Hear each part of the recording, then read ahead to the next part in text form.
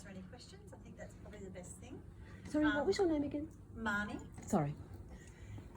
So I am the General Manager for Strategy and Delivery, or the Head of Operations for the Fire Ant Program.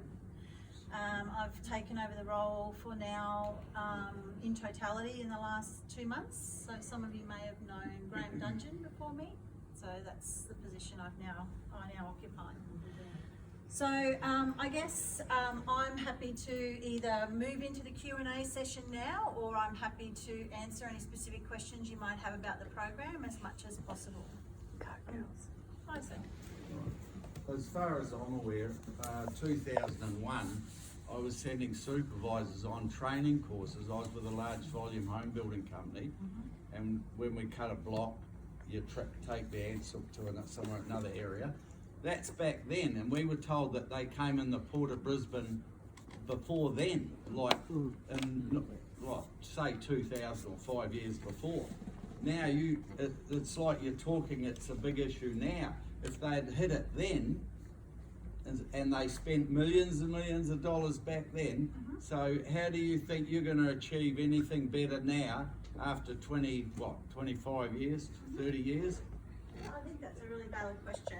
I will make a comment that yes, you're correct, it was first detected in 2001, and yes, we do believe it came in through the Port of Brisbane, possibly or probably or most plausibly on agricultural equipment from the United States.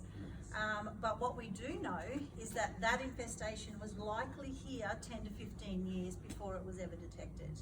So the infestation from that initial incursion was absolutely astronomical, and that is still the one that we're dealing with now. So the Fire Ant Program has actually eradicated 7 out of 8 incursions into Australia quite successfully, and I noticed that Robert mentioned Italy. They've actually reached out to us to assist them as well as at the moment technical experts. And what we've found is that this largest one was actually so entrenched, much greater than what we anticipated, that's what we're dealing with at this particular point in time. And I just want to come back to another point is, part of the reason we anticipate too that we are seeing such a higher density now is because we were in drought prior, and they go underground. And we actually thought that the eradication effort we could scale back because we actually weren't wanting to apply any more bait or treatment than what we needed to. And what we didn't realise from this particular super pest, which actually absolutely warrants its moniker of a super pest, is that they were underground. And once the rains came, and obviously while they don't like to raft on flooding water, they will, they were able to spread quite significantly through that event as well. So they sort of hibernate. Are they able to do that? I'm not sure that they hibernate. I just think they go underground and they're not as easily visible. So I can speak to that. yeah, so Robert mentioned before that, that's why it's really important we don't just treat the ones we see, because, for example, the Oki, which is an outlier detection, and someone asked about that, and that is definitely outside of our containment boundary and definitely a human-assisted movement. We initially thought that we had multiple nests, and what we were able to detect through our genetic testing is that, and our field work with our scientists as well as our field staff, was they were actually one labyrinth of a nest right under all the concrete. So they are actually quite adept.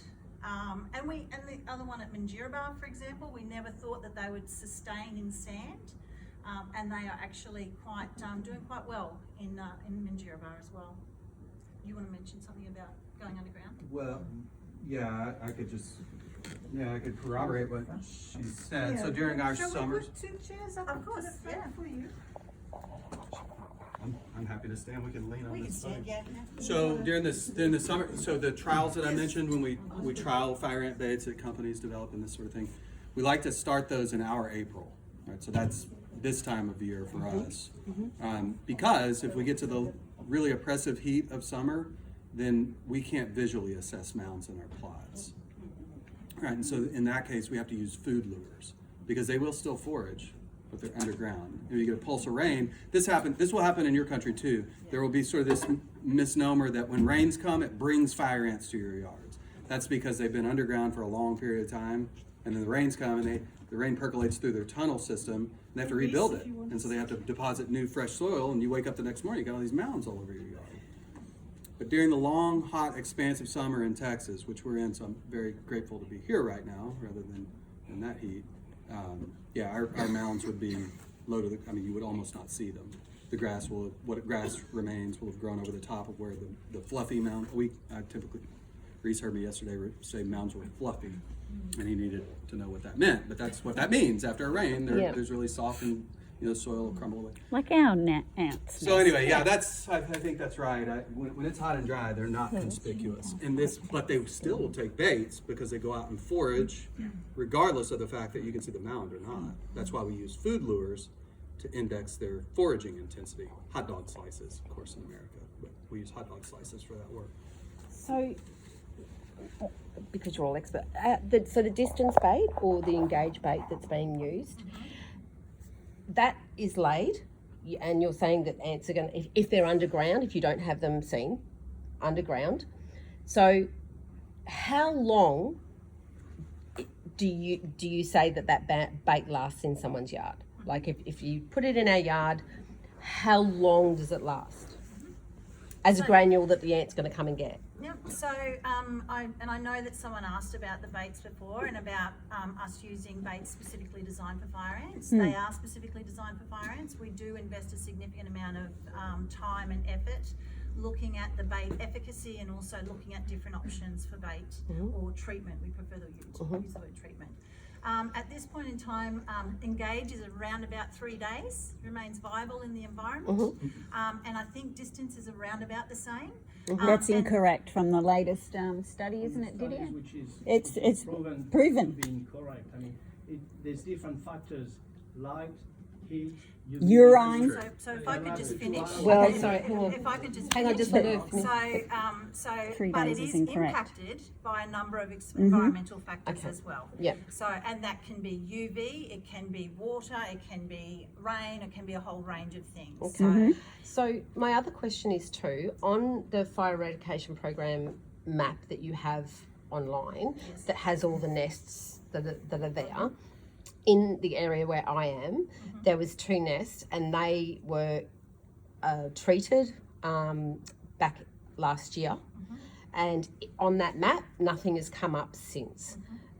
So, but you're still baiting for another year or 2. Correct. So the whole approach behind the eradication strategy is a very structured and systematic approach. So we have the surveillance band on the outside of it. That's where we hope we don't find any ants, but we maintain very strong surveillance of that particular band to ensure that none have, through natural flight, moved back into that area. And I can talk about outliers in a second and human-assisted movement, but let's just put them to the side for the moment. In the eradication band, we reasonably suspect ants will be there. So we will detect, certain, what we call is detections of importance or sites of significance. Very much a program-specific language, but we will mark them on maps, and we will do that because we're actually identifying that particular site for a particular reason in the eradication approach. And that will be that we may need to do an additional treatment there because, for example, it may be a polygon nest, or it may be a polygon, which is the multiple queens. Oh, sorry, yes. Which actually requires a higher response for us. So not every nest is always marked on that map. What we actually mark on that map are detections of importance or sites of significance. But we reasonably suspect ants will be in that eradication zone. What's the active constituent of the bait? So Engage is based on S-methoprene. And there's a huge amount of data you can access via our website. Some is on our website as well. We try to actually allow people an ability to see that there is a degree of independence from us in terms of the studies that are associated with the treatment products we use. So we try not to put everything on our website, but point people to where you can go. So S-methoprene has actually been identified by a whole range of different agencies, including the World Health Organization.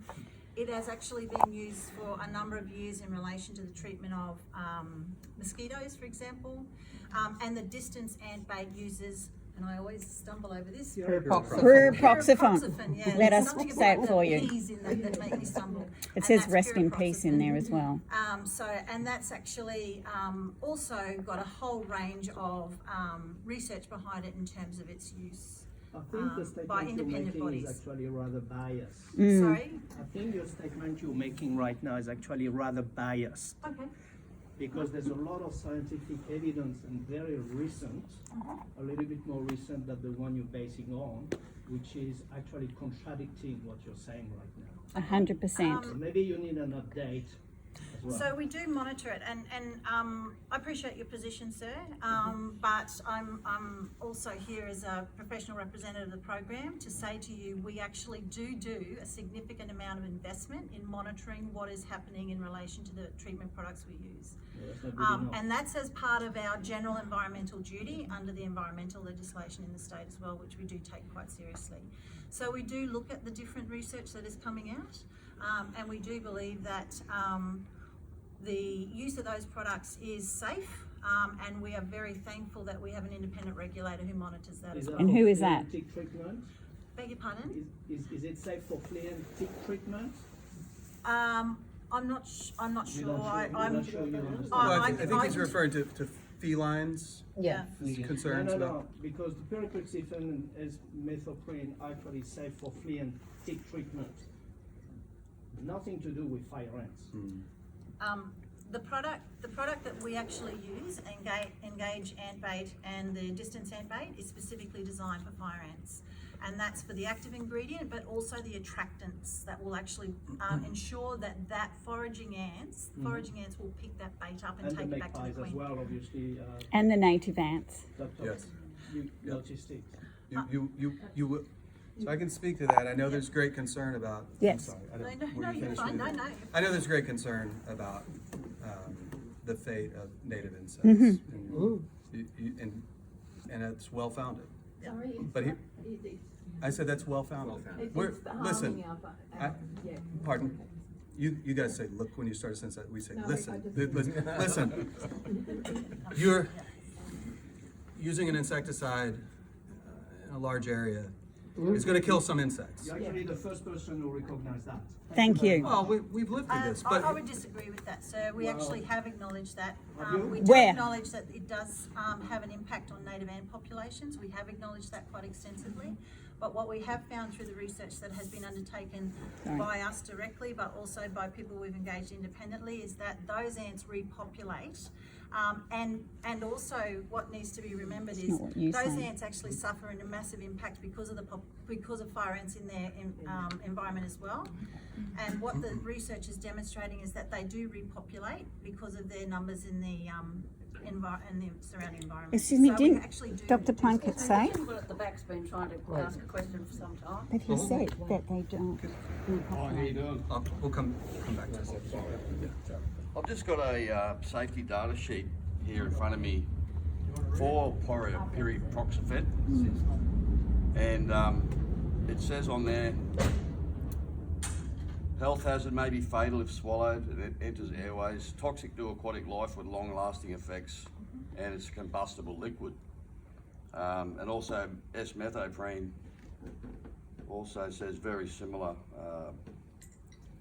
things. Do not apply where fire ant populations are not evident or no longer evident. Do not apply if heavy rains are forecast within 3 days. Do not apply under conditions which will cause movement of granules to non-target areas. And I know you were saying before, mate, that sometimes you don't know if they're not there because they can be underground, and you're not seeing. But it works on the other way too. Well, if you don't know they're there, how do you know they're there if you can't see them? But you said. Yeah, I understand your question, but that's why I said, you remember I said we use hot dog slices to census for them? I would never recommend a treat for fire ants if you don't know that they're there. Thank you. I personally know people who've had their properties treated even though they haven't got them on there, and they don't know that they're there. No, but is there a difference between eradication and management in this sense? Yeah, that's the other part that I'm learning. I'm getting my arms around the program. Well, we're not trying to say that No, we shouldn't do something about them. It's just Right. that it seems that the program's being seem to be breaking a lot of their own rules with what they're trying to do. And that's all that people are concerned about, really. well, And that's our biggest concern is the mismanagement of the laying of the bait and also not taking into consideration that some people have chemical sensitivities. Our animals have chemical sensitivities. There are dogs that are being poisoned. There are cats that are being poisoned. There are bees that are dying. So Right, yeah. it is not that we're not wanting to eradicate or kill a live fire ant nest. My girlfriend had 9 nests in her yard in 2017. They were treated. The whole area around and around and around was all treated. 2024, they're back. So how is that working? It's just my I think very logically, and because it's just a situation that is not logical to me, I just find it really hard to understand that you and also the people that are actually coming to people's residence. They're aggressive. I've been aggressively told that my property will be poisoned, yet I have chemical sensitivities. My dog does. So what's my dog supposed to do? Like, Die. well, she won't. No. Because I won't allow it. Exactly. And my property also has a council drain at the back of my property, at the front of my property, that runs off into stormwater. So the other thing that we're very much finding is baits being laid, and then it pours with rain. Yep. A lady sent me a video of her neighbour's property being poisoned. As a storm was coming over, they back onto Tullabudgera Creek.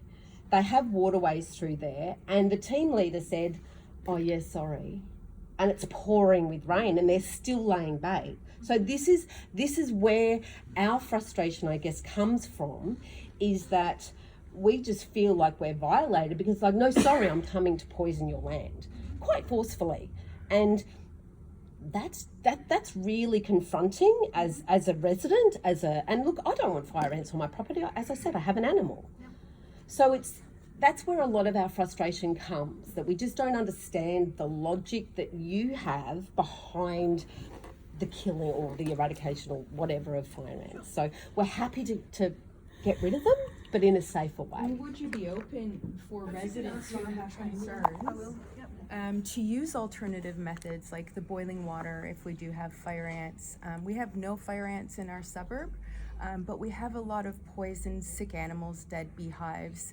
My daughter and I personally had our rainwater tank was contaminated from the aerial baiting. Our creek is disgusting. We have water tests showing 2,000% levels of above safe levels of the bait in Dawson Creek. Okay, And South Pine River. So these things, these are the things where you lose community support. I do not want fire ants. We all want them eradicated, but I also don't want to be sick, and we want to have access to alternative methods. Yes, And that's we, what I wanted to Effective methods.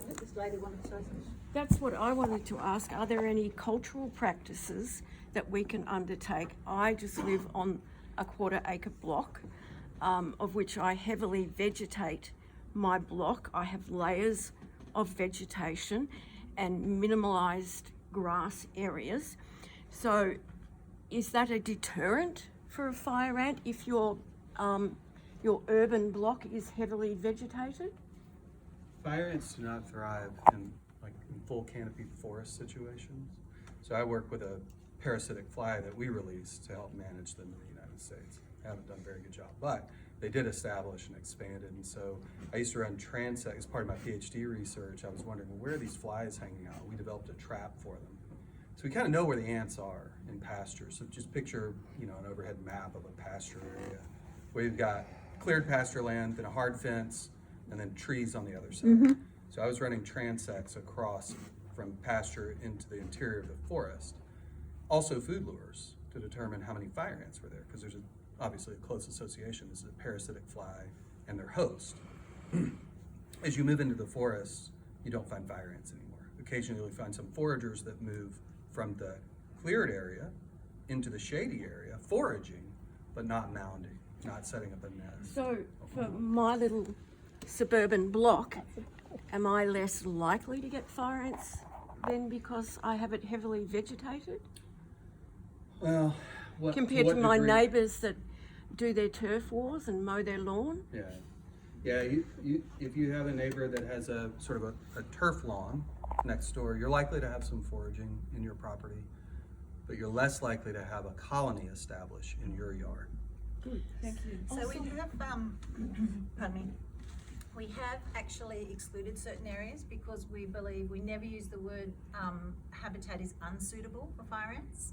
I think you put up the Invasive Species Council map, 95 to 99% of Australia is deemed suitable habitat for the fire ant. But we do actually take a nuanced approach to certain areas to say we believe that is a less likely area that they will establish. So for example, main range was excluded specifically because we realised that, look, we don't believe that it's actually, there's efficacy in us doing the treatment there. But we didn't just say no to that's it. What we then did was increase the amount of surveillance we did, and that's us directly, but also us leveraging the work of the National Parks and Wildlife people. We did a whole heap of training for them to identify fire ants.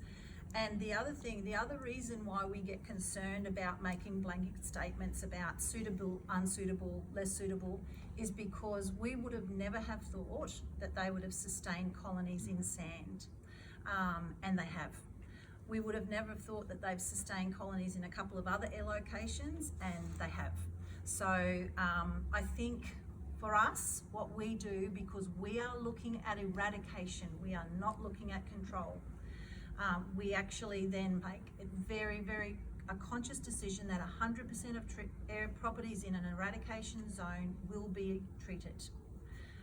And that is a very structured and scientifically based approach by us. I do want to come back to the chemical sensitivity. I know, just give me a second, because there's so much stuff going around.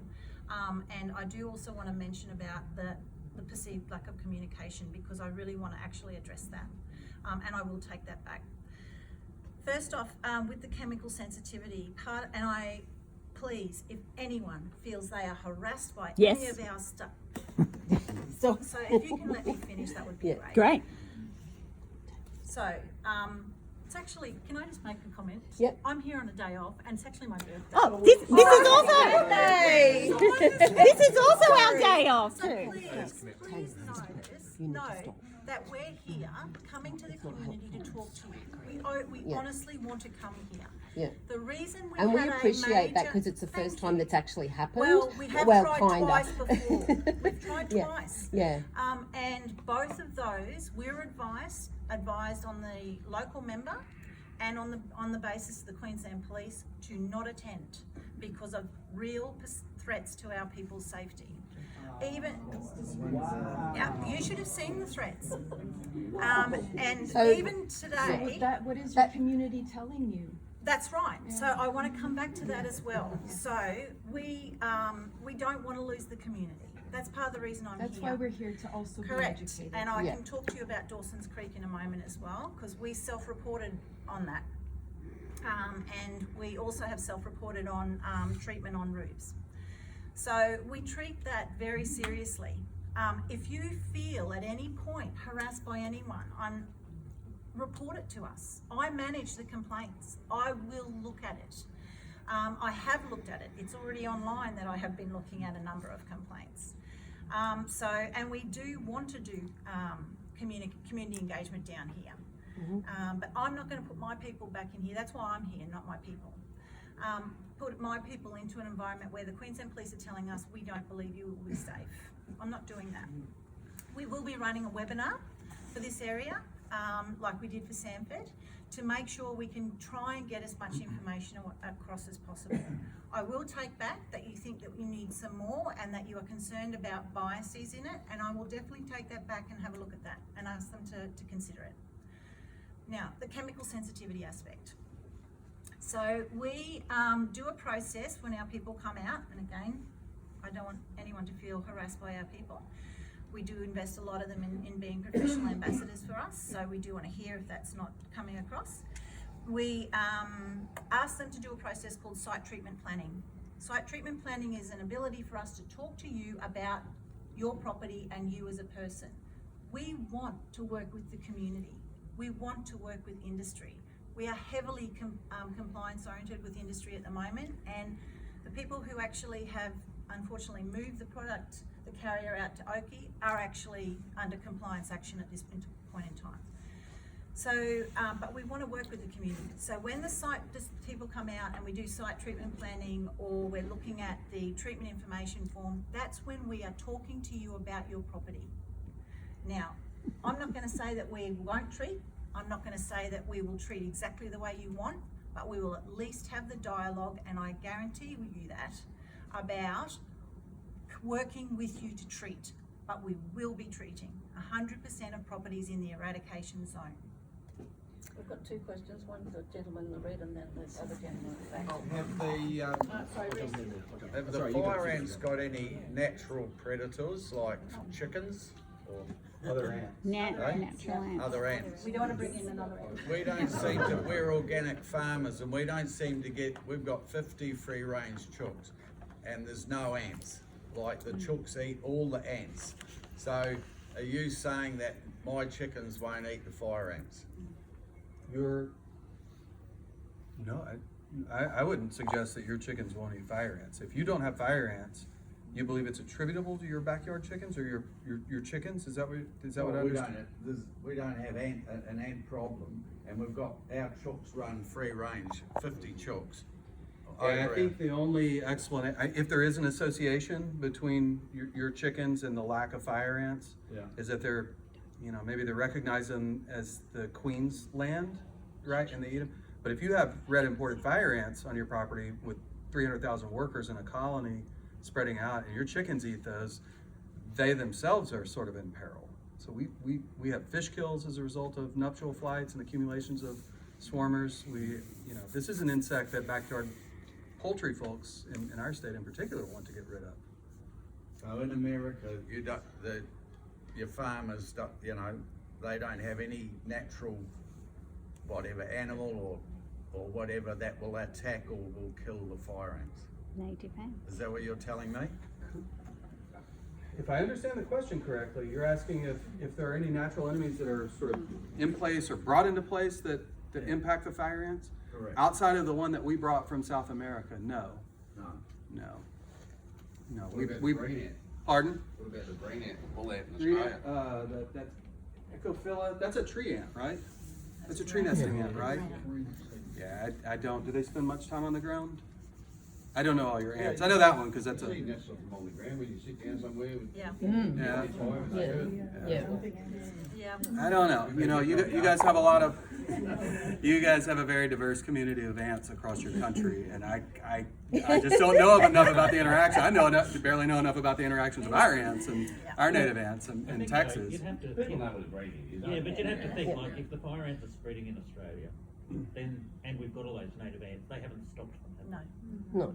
They might be slowing them down, but they haven't stopped Yeah, them. and this actually would give me a nice segue because I do want to come back to, because I Thank was you. asked about impacts on native ants from Yeah. baiting.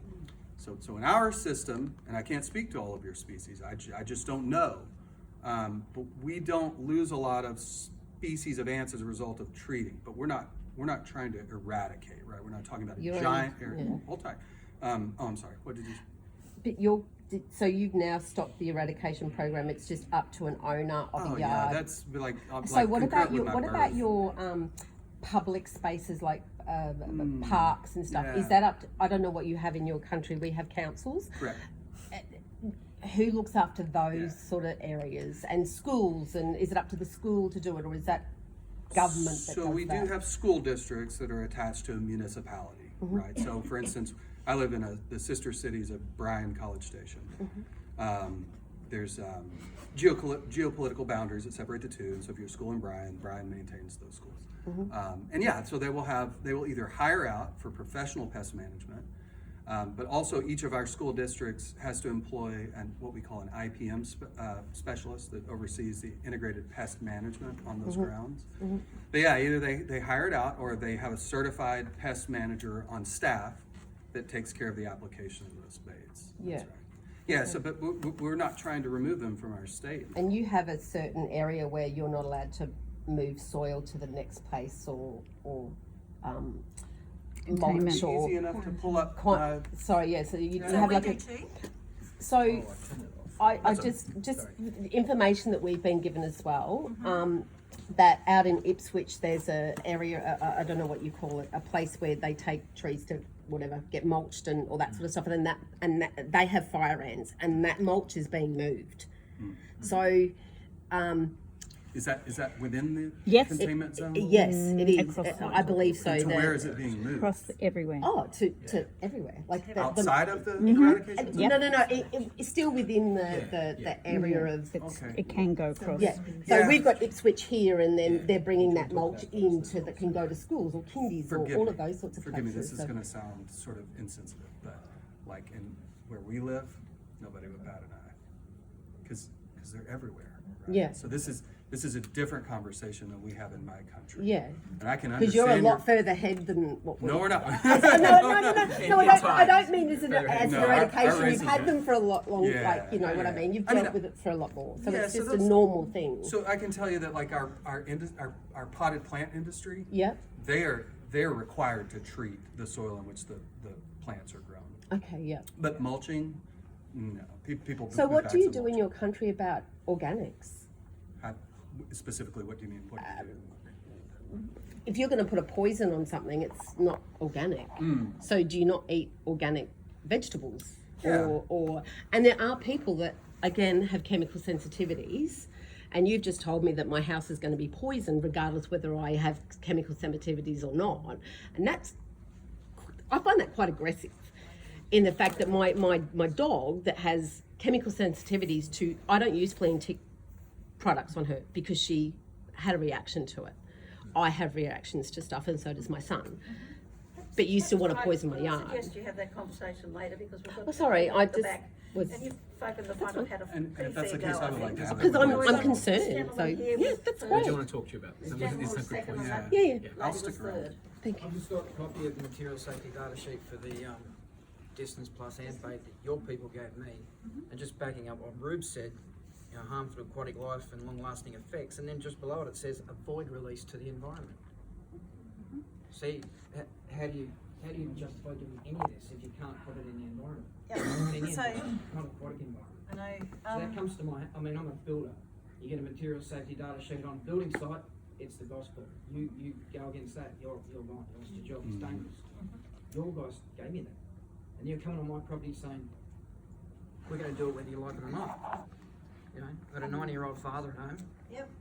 Look, small pets. I understand, and one of the things we're trying to work with the so it's called APVMA. So you'll often hear people refer to it as APVMA. It's the Australian Pesticides and Veterinary Medicines Authority, and they regulate, or they actually undertake the risk assessments and prepare that sheet that you're talking about for our use of those particular products. This is from the chemical company. Sumitomo Chemical Company. Correct. But that actually is under the risk assessment coordinated by APVMA. So, and that's actually authorises us to use the product that is produced by Sumitomo for our use. Even though it says do not disperse in the environment. So if I can just, and this actually becomes a bit of a difficult conversation for me because so for example, when you look at the SDS for Panadol, it will actually say, don't take orally. And the reason why SDS are prepared the way they are is that they actually are prepared for the worst case scenario of that active ingredients use. What you'll see is when used according to the permit, it is safe for use. And that's the important part. We are using it according to the permit instructions and the permit. Okay, can I We've just... heard the word safe and effective for the last 3 years. It's only the greatest joke in the history of the freaking Where there planet. are no ants. I've read your permit. Courteous to our guests that have given up their time. She's mentioned it's her birthday. She'd like to complete her statement to explain to you the extreme care they take in using these products. No, they don't. But sorry, can I just say, You don't come on and put your so can I just say that I think what you're saying is 100% valid in that when you look at that SDS, it actually gives everyone a real fright. What we're trying to do is work with the regulator to say, can we produce a better way of informing people about the way we are the degree of active ingredient in the treatment products that we are using and how we are applying them and what that means. That's not the job of the APVMA to do that. Can I actually, sir, it is actually the job of the APVMA to Communication is provide not. information about No, the that's chemical in your use. budget, not the APVMA, sorry. Okay, well, that's a point of disagreement, I guess. Well, we but- have read your permits and, Excuse and me, they do say. there are still people waiting and you That's guys have okay. had a pretty We're all fair here, go. we're all happy. So, One of the and the MDS lady sheets. behind you was Oh, sorry. Sorry, Lon. You go. Only just the same kind of thing. What product do you use on organic and organically certified properties? So, it depends. What we do is, it depends on the discussions we have with the producer. So, I think we had someone up here before, the Rocky Point producer. So what we actually do, particularly with primary producers or people that are preparing things for market, and I guess you want to talk about the market access stuff, would you, or? I'll talk about Yeah, suppression. we'll work with them to actually look at how we treat, and it may be that we delay treatment and undertake some surveillance beforehand, because we try really hard not to impact anyone's access to a market based on an organic status. So I'm sorry, it's not a definitive response. All I can say is it basically depends. It depends on the product being used, it depends on when we can actually treat, it depends on where they are in our process, in the suppression versus eradication versus surveillance. It will depend on a whole range of different things. I'm sorry I can't be more definitive, but we work very closely with the organic people about how we can actually best achieve eradication and not undermine their market access. There isn't actually product that you specifically use for properties that are organically. No, ma'am. So, We use the products we're authorised to use under permit by the APVMA. but they're all toxic, obviously. One They of all those. have an active ingredient, yes. One of those MSDS sheets says suspected of causing cancer, right? Now, you've got to understand where we're coming from. We think, right, like Big Pharma, what are you getting out of spending 300 million on buying that bloody guy's chemicals? Is he giving whoever a backhand or above you or whatever? There's no trust there. Do you understand? If we read suspected of causing cancer, and do you think that, and I'm an organic farmer, do you think I'm going to want someone coming on my property and spraying that shit? No way. So therefore you've got confrontation straight away because there's no trust, right? I don't trust Big Pharma. So the people, Monsanto and all that, they've got a track record that goes back 100 years of their corruption in America. So you got to understand. And you've got guys, we've got personal friends, your guys have walked into their chook coop, through the front gate, in their chook coop, sprayed the bloody chook coop without even telling them. We've got other friends whose dogs are carking it or having to be rushed to the vet because they've licked the bait that you put down the nature strip or in the public park. What body weight? Okay. No. Incorrect. To eat his own body weight. Incorrect. Oh, Incorrect. Bullshit. Don't get Don't me talk angry. crap. Oh, bullshit, mate. They had it on TV, you idiot. Need to have an argument afterwards. Bloody hell. Channel 7 on the news. Yeah, what a load of crap. Mainstream media even come out with it, which is a rarity. Bloody hell. I understand the aggressive part now, but can I just say, sir, look, what I do expect is that when you don't have a trust in us, that you, that you raise it with us. And that you raise it with us, you come it with us. And We you have talk to us written about, multiple letters to multiple departments, we even have sought legal advice. yeah, and that's, I We mean, have that's, 6,000 signatures on Yeah. a petition and a community of 2,000 residents that are concerned about this. We are writing countless of emails and letters. We have politicians and community meetings like this and still no answers. And all you can say is we will treat 100% of properties, and please tell me, how are you going to deal with chemical sensitivities, because this will not be tolerated. so I can tell you how we've, a few of the cases we had last treatment season, where we did have people who told us about chemical sensitivity. What we did was we actually did a staged approach of treatment of their property. They were in quite a significant amount of space.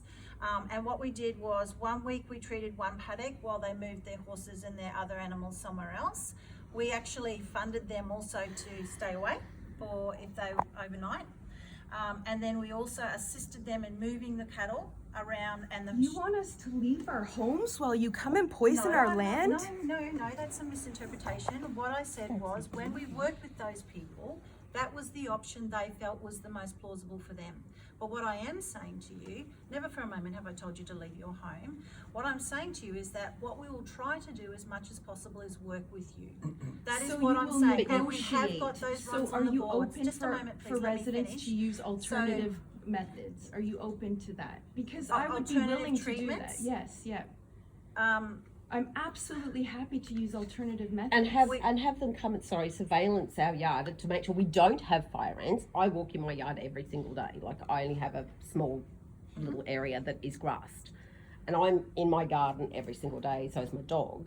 So I'm happy for them to surveillance that. And if I was to have fire ants, obviously I would want them eradicated because I have an animal.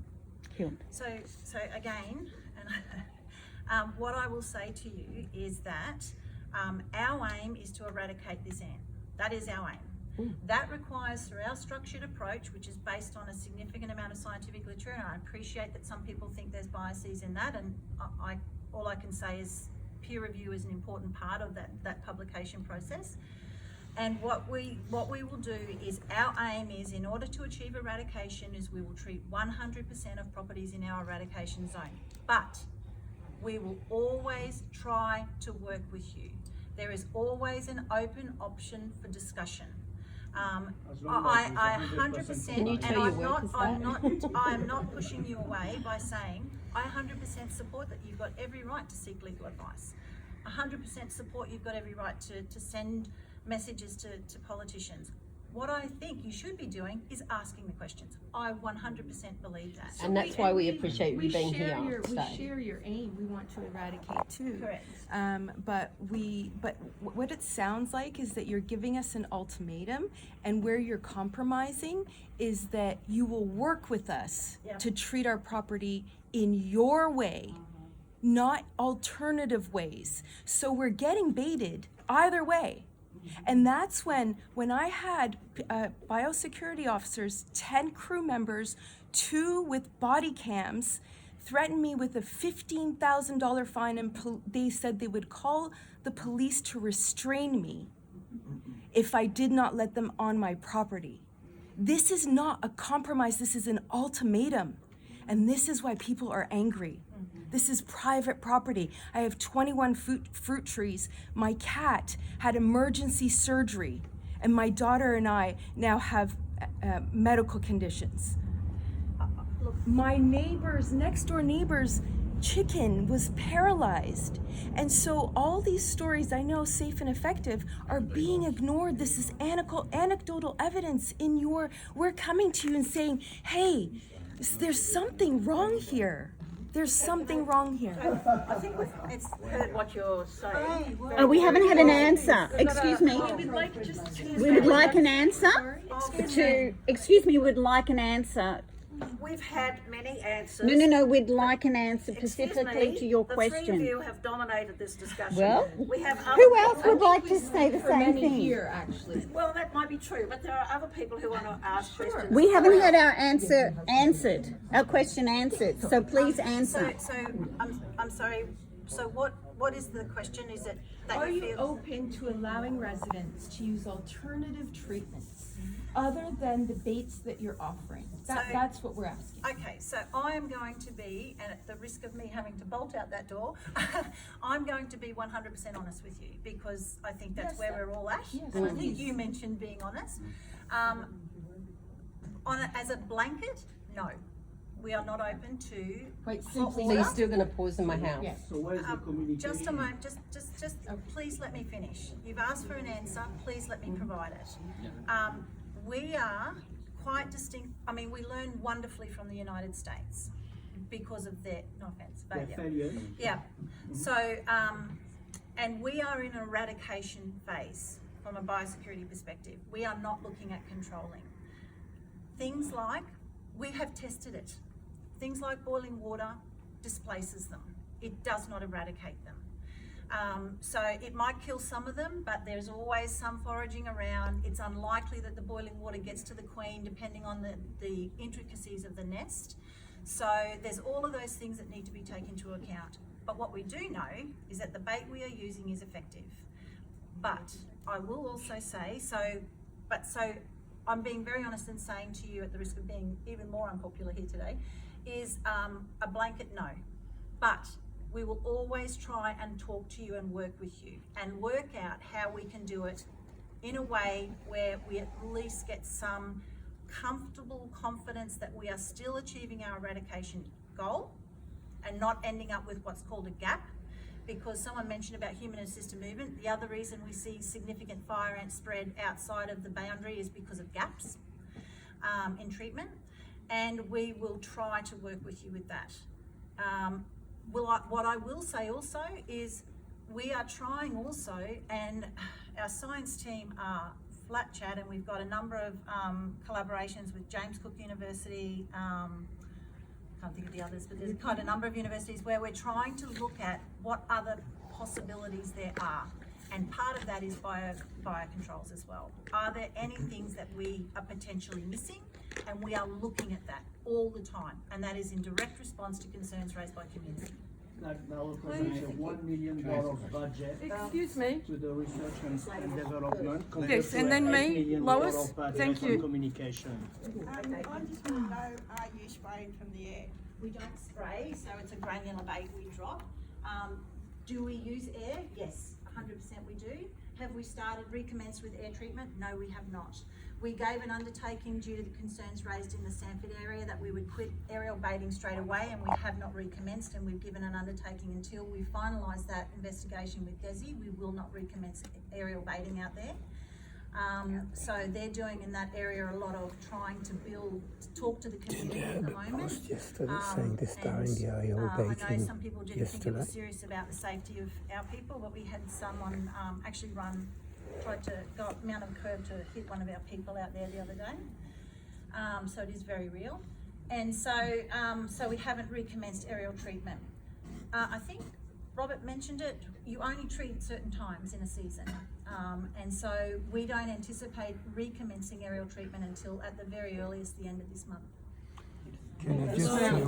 This man's had his hand forever. I've got a bunch of just really simple questions, just but trying to understand the science, okay? A few things were really interesting to me. So the area that's affected in the U.S., what's the topography of that land? Fairly flat, prairies, is that mountainous areas? We have some hilly terrain, of course, in the hilly portion yes. of central Texas.